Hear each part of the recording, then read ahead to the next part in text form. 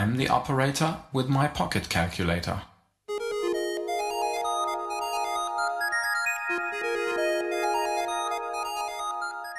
Okay, go ahead. Okay, Simon will stand there because we're afraid that the board might actually fall over. This presentation will actually be about this board. It was built by Jacobus Cornelius Kapteyn. So, I will talk to you today about first the astronomer Jacobus Cornelius Kapteyn.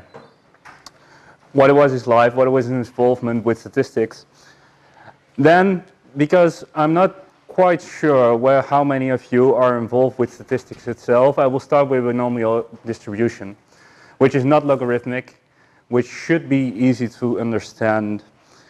After that, we'll go to normality in everyday life, which is the theme of our conference right now. And then I will move on to the Skew curve machine from Jacobus Cornelius Kapteyn, and finishing off with replicating the machine. Jacobus Cornelius Kapteyn was a Dutch astronomy professor. He was born in 1951 in Barneveld, and in 1875 he got his PhD, and in 1877 he got appointed professor in astronomy at the University of Groningen, which was at the same day his brother got a professor appointment for mathematics in Utrecht. He was involved with developing several theories about the universe, and one of his most famous students was Johannes van het Oort, which you might know from the Van het Oort cloud. Now, in order to go further on the statistics, he was involved with statistics because of his astronomy work. And biologists actually came to him and asked him, could you give us a lecture about statistics? Because biologists do need to use statistics, but they're not quite sure how it works. And rather with astronomy, you're dealing with big events, so it becomes quite clear that there is this deviation. So by that time, Kapteyn wasn't a statistician, he was an astronomer. So he got involved into statistics like we all do, and that starts with the normal distribution. Now, somewhat 50 years before, there was a famous statistician, Galton. And he built a board which showed the genesis of a binomial distribution, which we usually abbreviate as a normal distribution, which is not technically correct, but you might recognize it. We call it the Galton quincunx, because a quincunx is a five pattern, 2 on top, 2 on the bottom, 1 in the center, no matter its orientation. So this is also a quincunx. And to show how small this demonstration of Galton was, we also added a picture of the original board, and on the right a picture of a functional simulation. Now, before I go further, I will show a small animation, well actually a demonstration of the board, where you can actually see how a distribution comes to effect.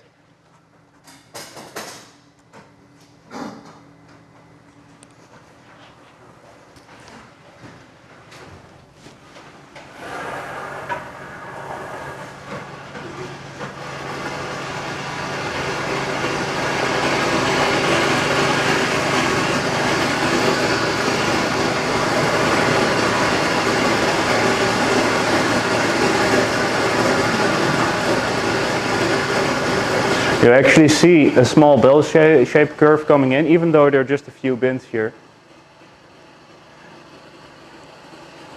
And this is all due to each ball here has got a 50-50 chance of going either left or right when it falls down. And at each row, it encounters the same chance. So if it falls here left, it can either fall left or right, left or right, left or right, until eventually most will actually fall in the middle. Some will fall at the ends.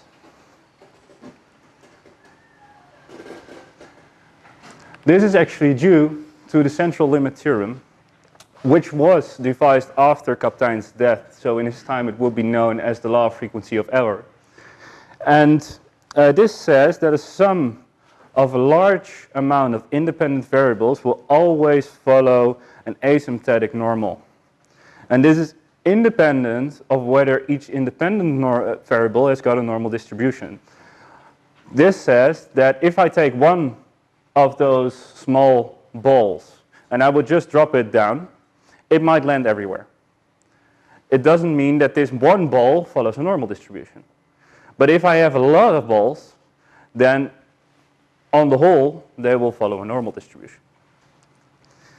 But is this also true in real life? Well, in real life, things usually aren't normal. Let's take, for example, age. Because in order for something to be normal, it should go the same way left as the same chance right?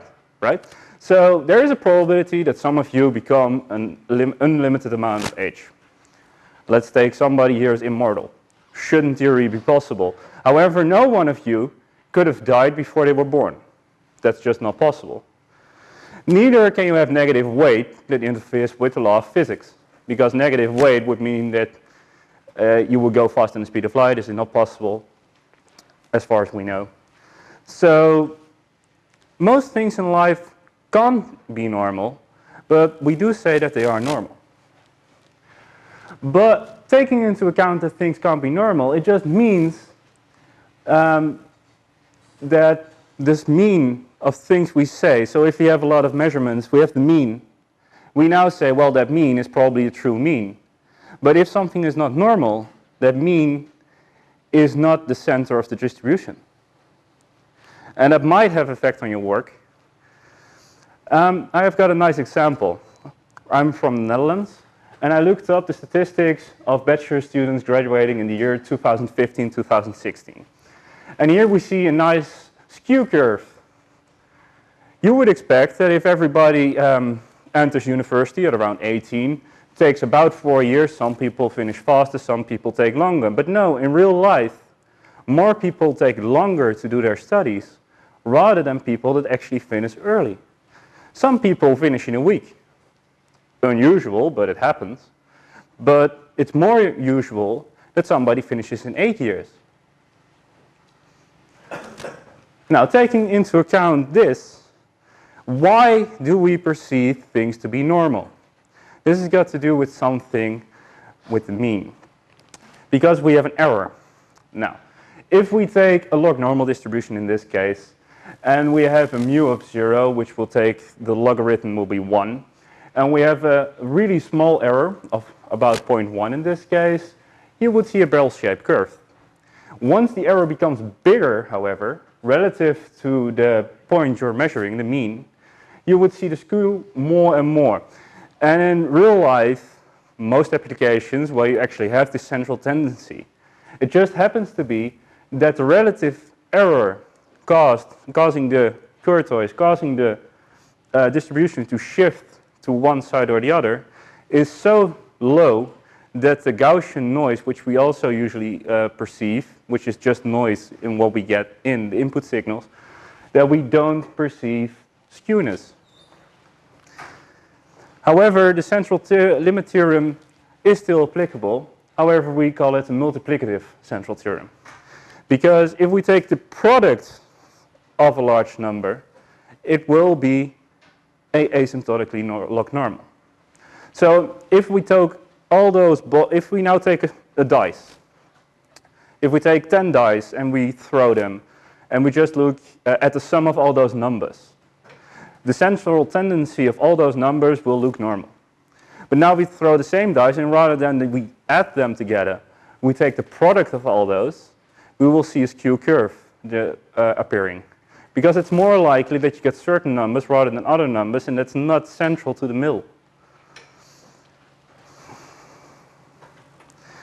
The nice thing about logarithms is that the product, the product of sum, a product of variables is the sum of the variables if we take the logarithm of the variable itself.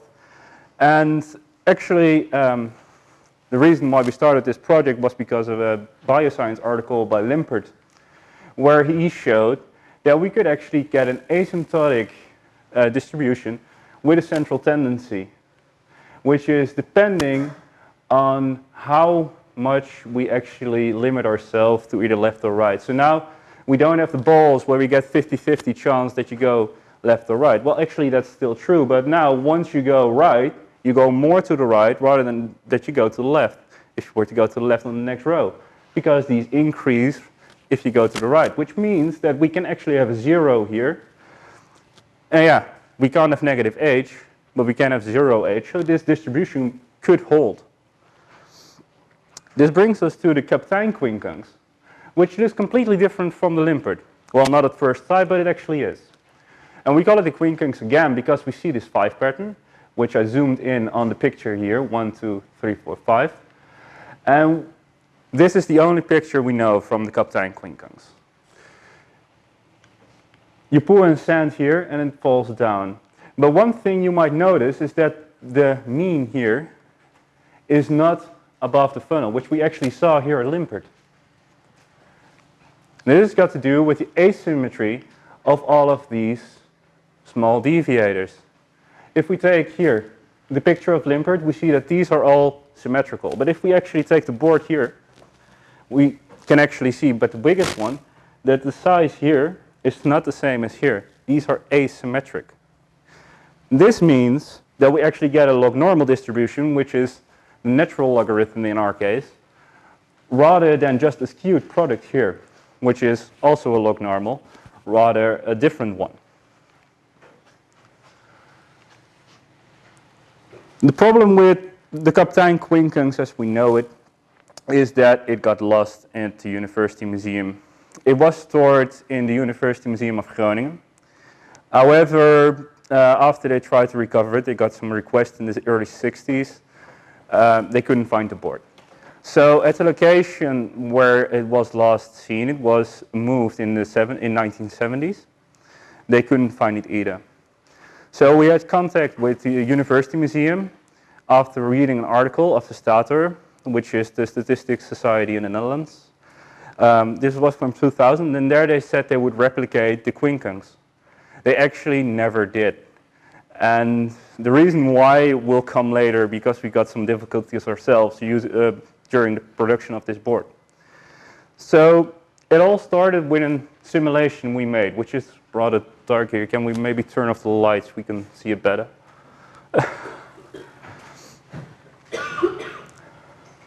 So we couldn't get our hands on the real thing.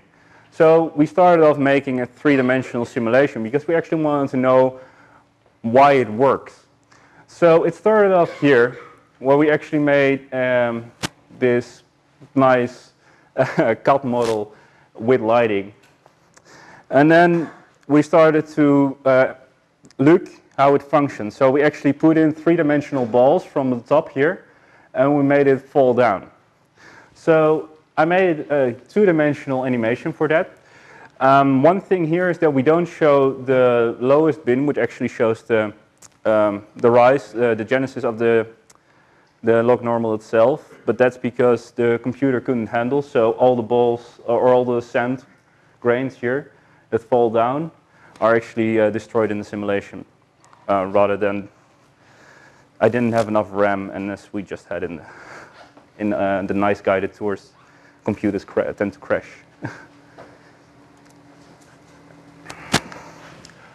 So we see sand grains falling from top down, and they have approximately 50-50 chance. The problem is, however, in this board, is that the 50-50 chance isn't correct once you go to the high end here, because the deviators are also changing between each iteration.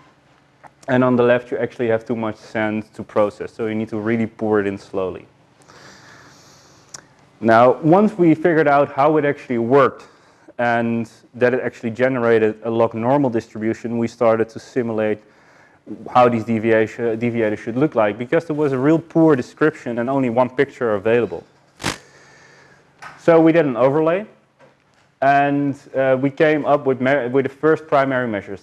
The easiest measures to take were actually the heights of each row.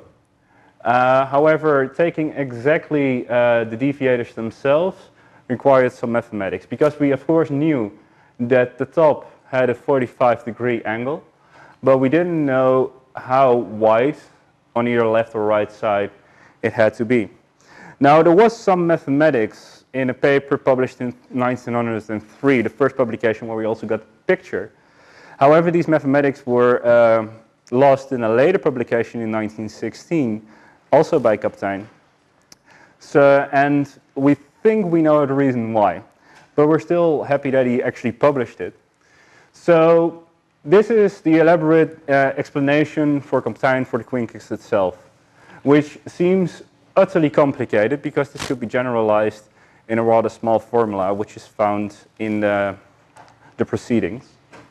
And we actually found, and this is probably a reason why the University Museum thought we'll not do this, is actually in one page he refers to a constant called b, which says the breadth, the width of each of the deviators. However, on one page he takes the full width, so we take the whole deviator, and on the next page he actually uses the same constant b, but it's the half width. And it looks like you would actually figure this out quite quickly. But once you go through it, this is only one equation with one constant, which actually says exactly how the measures are, which if we change this constant, we would get a different distribution. So we need to keep this one constant. Then it's hard to actually figure out that this one is different than here, because you would actually have to play with ratios, and we would expect that we're correct. But after we figured out this, we decided that we would take b as being the half width, so we just put a 2 in front of here, and the whole publication was correct. However, we were still not happy about how he denounced the rows, because he started with row number 1. And if we take into account Pascal's triangle, this is not a smart move, because now he would always, if you were to generalize this, be stuck with a factor of n minus 1. Rather than if he started with row 0, he would have been stuck with an n without any subtractions. So if we take into account Pascal's triangle, now we're going into how we would position them on the grid rather than the actual positions. So now we have the first position is 0, 0. So row 0, position 0. Row 1, position 1, 0, row 1, position 1, and so on and so forth. Now for each top, we actually have a formula which says exactly where the top of this deviator should be. We also have a formula which says exactly how long this deviator should be. This is the complete deviation, because actually this point here is the top of the next row. Now once you come to the bottom of the board, and some of you might spot this already, they're not in the correct position. Because if we take into account these formulas, then these deviators, which we see here down at the board, should also be at a different position. Because now they're actually at the top of row 8, while they should actually be at a slightly different position. It's a difference of a few millimeters to centimeters, but this explains why the width, the height in each bin is actually deviating from a log normal. So once we correct this, we can actually take the mathematics, and we explained this in the proceedings that it actually turns out to be a log normal distribution. Now, how do we get to the asymmetry? Well, the width, the breadth in each channel is also depending on both the row it's in and which column it's in. And we also have a formula devised for that, which was explained by Kapteyn in an elaborate manner again. And we generalized this such that we can actually calculate how much we should take off from this ideal deviator. Now, taking into account all these, we wrote up all the measures of the board, and we hired a really nice cabinet maker, Pepijn Groen, to start building the quincunx. And he actually made the same mistake here, because he thought that it should be a symmetrical deviator, such that what he took off here should be the same as what he took off here. He corrected this later, such that the board is correct still. Now, it started with a real-life printout with the measures. So our cabinet maker started to build the deviators. He made this from smoked oak, should any be interested. The height of each of these planks here, each of the deviators is 5 millimeters, such that it's really tiny. Here we have another picture where you can actually see the grains, and that there's a really narrow channel remaining here at the 9th level, which you would actually expect from the mathematics. This is the reason why we had to use sand rather than balls, because if we were to use balls, we would have to have balls the grain size of a few micron, which is about the size of a sand grain, which you can't use any sand. That's why it's white, because we had to use silver sand, which is extra fine. Now you can actually see here the problem our cabinet maker made. These are symmetrical. This was wrong, but we corrected that later. Here we can actually see it on the bench. I think he already corrected it here. The bottom is actually a multiplex plate. And here we have the finalized product together with our cabinet maker. And you can actually see here the distribution itself, which we can actually see on the real board here. We don't have to use the screen. This here, rather it's because of transport it was a little shifted, but this here, the sand grains, if you were to take the top of each bin and you would take a log normal distribution, it would fit perfectly, give or take the error of the sand itself. I would like to thank, or acknowledge at least, Professor Piet van der Kruijt, who also wrote a tremendous biography on Kapteyn. And he's actually an appointed professor of astronomy at the Kapteyn Institute in Groningen. This board will be presented to the University Museum in Groningen. And therefore we also work together with Rolf ter Sluis, who is the curator of the University Museum. Pepijn Groen, our cabinet maker for the board itself. Anton Stoelwinder made a tremendous effort in making both the funnel and the screw paws here, which were actually taken from real-life instrumentation from the 19th century. And we would like to thank Willy Pardijs, who made the real-life print. Now, this wasn't possible without the support of some institutions. So we would like to thank the Koninklijk Natuurkundige Gemeenschap and the University Museum of Groningen for sponsoring us with the building of this board. And I would like to thank you for your tight attention. Thank you.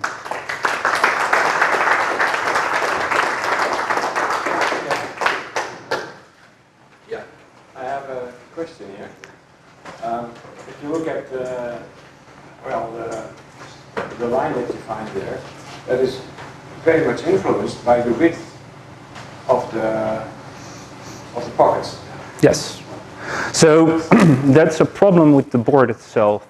So we had contact with the University Museum and they prefer to have a replicate. So we did notice that the bins themselves are not the correct size.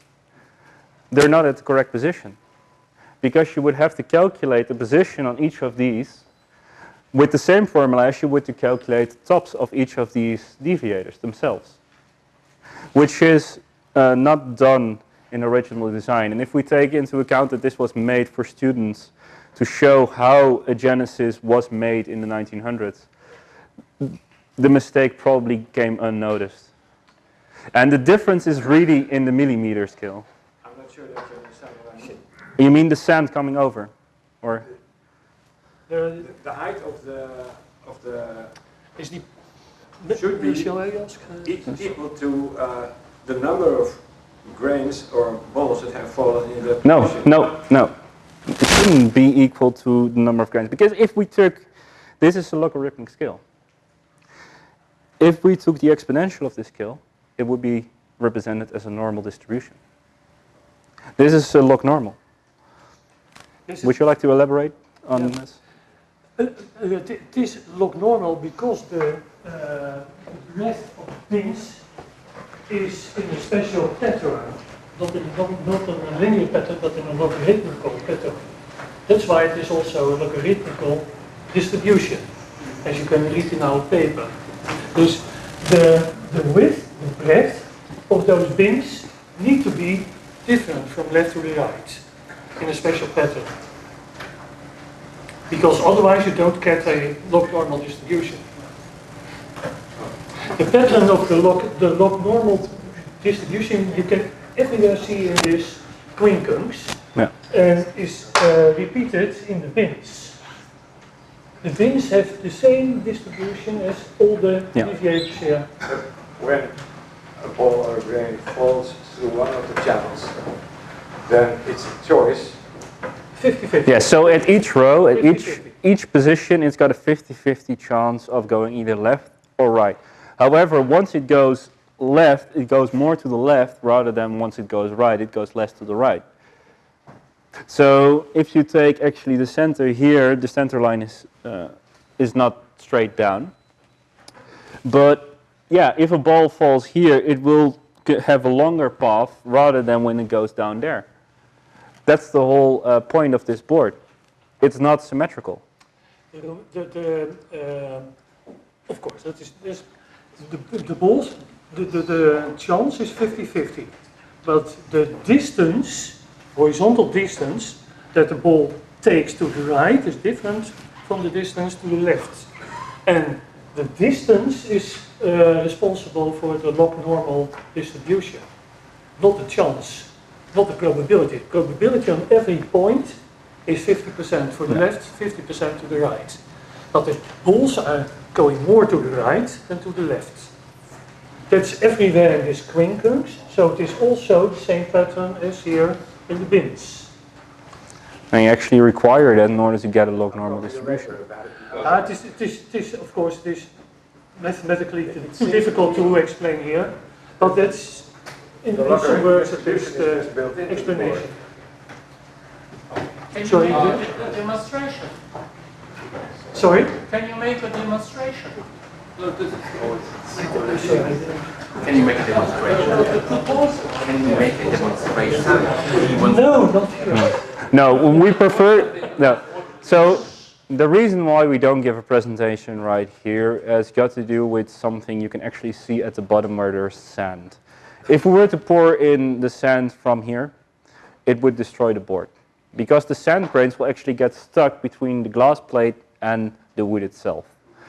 Which was also a problem in the original picture. I can actually give it back where you can actually see this already, even though it's a really bad quality picture. You can actually see it, which, here, see? Here, this is what you see here is actually sand being stuck between the glass plate and the wood.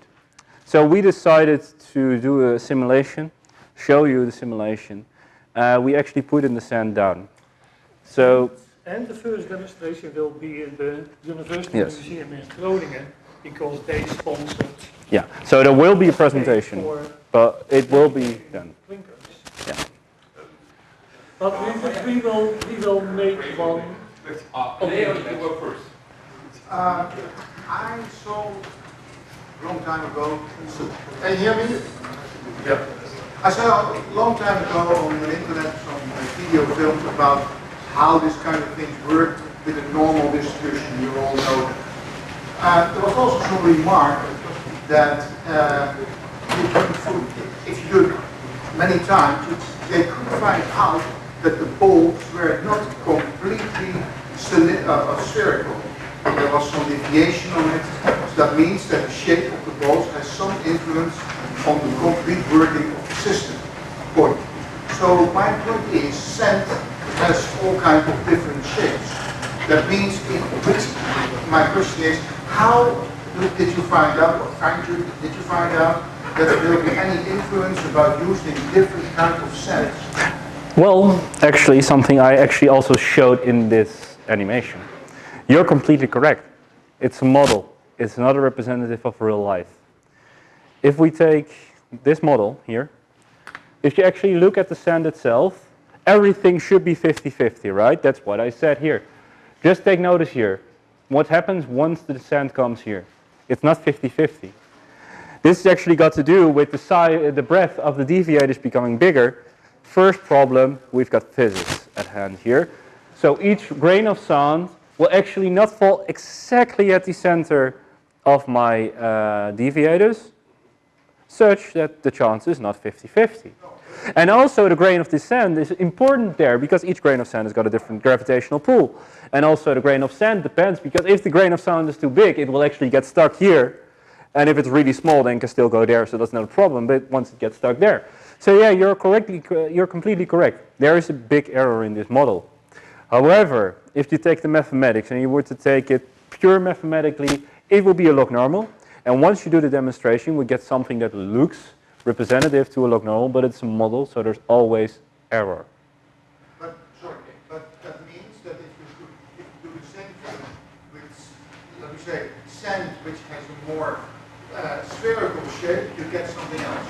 If you take sand, which is all the same size, exactly the same size, exactly the same square, you would always get the same result. Even though that result is still a model and there will still be error in there. Yes, there's error in there. This is a model and not real life. And this is something we always need to take into account. Once we say something is like this, it's not essentially like this. Mathematics is nice, it's clean. And once we do the mathematics, we get the log normal distribution. If we do it in real life, we just need to fit. We only have a few data points. We would have to do it 1,000,000 times. And only, even with an error, we would still approximate a log normal. So it's essentially just a model. Stefan? Yes, I'm wondering about one thing. You told that the distribution is being created just by the width of the wooden parts of this triangle. That's logical. And when you can see here very good that the set is not distributed 50%. So why do these, let's call it, it's the shape of a house, like houses. Why do these houses not have all the same height? Then so that the set can fall vertically into every slot. Maybe it would distribute exactly 50%. Why do these figures don't have the same height? Would you like to answer that one? I couldn't understand. No. So I would repeat the question. Why would you take a different size of channel breadth in each deviation? Right? Yeah. No, why is this different than there? Right? Well, the height. Yes, the width of the deviator itself, not the height. Right? The width. The roof is different. Yes. The height should be so the vertical side of every part should be the same, should have the same height. So that the set when it's falling to the slot, it falls exactly vertically, not like no. So the reason why there's actually a height in here. So you would actually see here, there's a height here, there's a height here, there's a height here.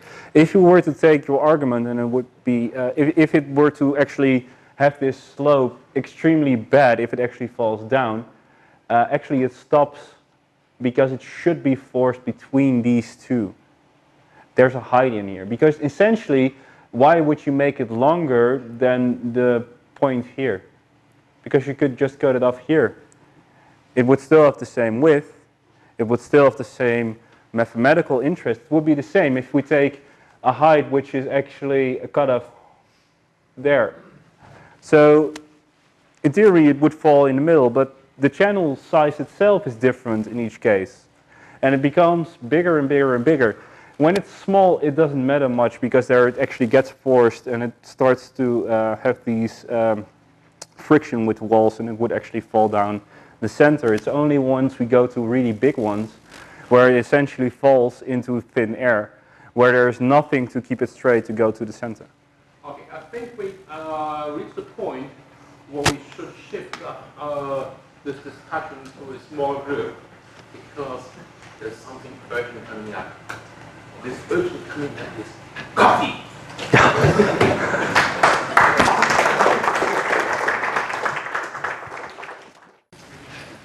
Said differently, Shakespeare's plays. What's the plan for next year? When? Well, it's always sometime in September, at a date very similar to this year, namely 21st and 22nd of September 2018. So everybody, please take out your calendars, your agendas, and write it down. So, what? Oh, yes. So, and again, we have a theme, and if it's Shakespeare's plays, it has to be something with that. So it's from sonnets to psalms. Okay, you know what to do. Everybody, take out, go to the bookshop, read your Shakespeare again, find good quotes to make nice presentations. Yeah. Everybody has to do so. So you recognize the quotes during the presentation, please. Yeah, it's at the Stratford Hotel. The Brit and the English have also a certain tradition, namely to make a display that is to call out and for people and bring along their specific thing for this theme, for display, and that is early British rules and secondly long scale rules. So again, dates we need, a certain notice to intend the paper so that they know what's going on, deadlines and all that. And the important thing is they're really hurried to have those things, everything ready. You can read that all on a website. But first, I have to give a warning or an information. First, there is this place, Stratford-upon-Avon, south of Birmingham. That's the place. But there are several other Stratfords in Britain. Please, Stratford-upon-Avon. What else is on the map? There is a place called Milton Keynes, which is actually not meant, but a place nearby. Actually, the place nearby is something about here. Yes, where we already have been in 2012, namely Bletchley Park. And this is just a reminder, anybody traveling to Britain, that they have there the National Museum Computing, and of course there's also a display by the UK SRC, by the UK slide rule collector. So go along there, have a look even more, and if you've been there, just a refresher, because lots of that is refreshed because many things there belonged to Colin Burns and were sold a year ago. So plan your trip. This is a view of the hotel.